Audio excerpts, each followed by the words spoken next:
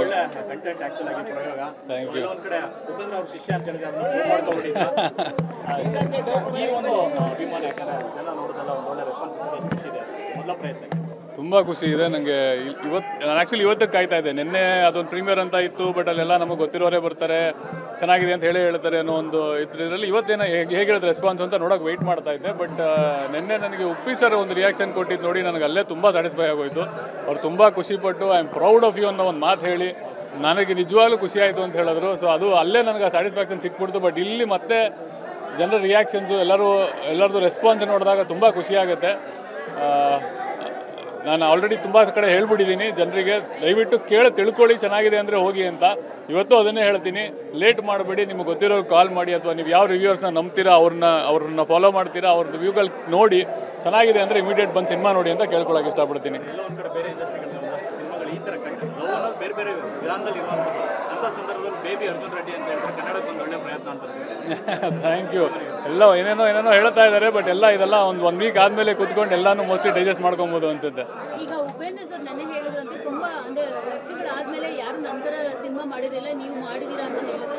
ಇಲ್ಲ, ಅದು ತುಂಬ ದೊಡ್ಡ ಕಾಂಪ್ಲಿಮೆಂಟ್. ಅವ್ರು ಆ ಥರ ಅವ್ರು ನನಗೆ, ನೀವು ನನ್ನ ಸಿನಿಮಾ ನೋಡ್ತಾ ಹೆಂಗೆ ಎಂಜಾಯ್ ಮಾಡಿರ್ತೀರೋ ನಾನು ಈ ಸಿನಿಮಾ ನೋಡ್ತಾ ಹಂಗೆ ಎಂಜಾಯ್ ಮಾಡಿದೆ ಕಣ್ರಿ ಅಂದರು. ಆ್ಯಂಡ್ ತುಂಬ ಸಪೋರ್ಟಿವ್ ಆಗಿ ನನ್ನ ಮತ್ತೆ ಸೈಡ್ಗೂ ಕರ್ಕೊಂಡು ಹೋಗೋರು.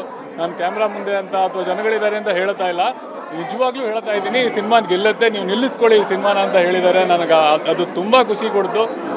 ಸೊ ನಾನು ಯಾವಾಗಲೂ ಹೇಳ್ತಾ ಇದ್ದೆ, ನಾವು ಗುರುಗಳು ಅಂದ್ಬಿಡ್ತೀವಿ, ಬಟ್ ಅವರು ಇನ್ನೊಂದು ಶಿಷ್ಯ ಅಂತ ಹೇಳಬೇಕು ಅನ್ನೋ ಕೆಲಸ ನಾವು ಮಾಡಬೇಕು ಅಂತ. ಸೊ ನಿನ್ನೆ ಅದು ಆಗಿದೆ ಅಂತ ನಾನು ಭಾವಿಸಿದ್ದೀನಿ. ಆಯಮ್ ಗಾರ್ಡ್ ಅಂತ ಸಿನಿಮಾ ಮಾಡಿದ್ದೀರಾ, ಇದರಲ್ಲಿ ಹುಡುಗಿರ ಬಗ್ಗೆ ಏನೋ ಹೇಳಿದ್ರಂತ, ನಾನು ಇನ್ನೂ ಸಿನಿಮಾ ನೋಡಿಲ್ಲ. ಸೊ ಗಾಡ್ ಈಸ್ ಗ್ರೇಟ್ ಅಂತ ಮಾಡಿದ್ರೆ ಹುಡುಗರ ಬಗ್ಗೆ ಹೇಳ್ತೀರಾ ಅಂತ. ಹುಡುಗಿ ಅಂತ ಜನರಲೈಸ್ ಮಾಡೋಕ್ಕಾಗಲ್ಲ. ನಿಮಗೆ ಹುಡುಗಿರಲ್ಲೂ ಎಲ್ಲ ಥರದವ್ರು ಸಿಗ್ತಾರೆ, ಹುಡುಗರಲ್ಲೂ ಎಲ್ಲ ಥರದವ್ರು ಸಿಗ್ತಾರೆ. ಈ ಸ್ಟೋರಿಯಲ್ಲಿರೋ 2 ಪಾತ್ರದ ಬಗ್ಗೆ ತೋರಿಸಿದ್ದೀನಿ ಅಷ್ಟೇ ನಾನು. ಸೆಕೆಂಡ್ ಹಾಫ್ ಬಂದ ಸಿನಿಮಾದ ಜೀವನ ತುಂಬ ಒಳ್ಳೆ ಪಾಯಿಂಟ್ ಅಂದರೆ ಫಾಲ್ಸ್ ಅಲಿಗೇಷನ್. ಈಗ ದಿನಕ್ಕೆ 10 ಸ್ಟೋರಿಗಳನ್ನ ಒಂದಷ್ಟು ಕೇಳ್ತಾ ಇರ್ತೀವಿ. ಸೊ ಹೆಣ್ಣಾಗಿರುವಂಥ ಲಾಸ್ಟ್ ಓಟ್ ಬರುತ್ತೆ, ತುಂಬ ಅದ್ಭುತವಾಗಿರುತ್ತೆ. ಅದು ಸ್ವಲ್ಪ ಸಿನಿಮಾಲೇ ನೋಡಲಿ ಜನಕ್ಕೆ, ಅದು ಅಲ್ಲಿ ನೋಡಿದ್ರೆ ಅದು ಮಜಾ ಸಿಗ್ಬೇಕು. ಇಲ್ಲಿ ಏನು ಮಾತಾಡಿದ್ರು ಅಲ್ಲಿ ಸಿಗೋ ಒಂದು ಖುಷಿ ಮಿಸ್ ಆಗ್ಬಿಡುತ್ತೆ. ಅದಕ್ಕೆ ಸರ್, ಅಂದರೆ ಉಪೇಂದ್ರ ಅವರ ಸಿನಿಮಾಗಳಲ್ಲಿರೋ ಎಷ್ಟು ಪರ್ಸೆಂಟೇಜ್ ವರ್ಷನ್ ಈ ಸಿನಿಮಾದಲ್ಲಿ ಇದೆ ಅಂತ ಹೇಳ್ಬಿಟ್ಟು ನನ್ನನ್ನು ಕೇಳಿದ್ರೆ ಅವ್ರ ಲೆವೆಲ್ಗೆ ನಾನು ಒಂದು 5% ಇರ್ಬೋದು ಅಂತ ಹೇಳ್ತೀನಿ. ಸೊ ಇಲ್ಲಿ ನೀವು ಏನೇ ನೋಡೋರು ಅವ್ರಿಗಿಂತ ಒಂದು 5% ಅಷ್ಟೇ ಇದೆ ಅದು ಅಂತ ನನಗೆ.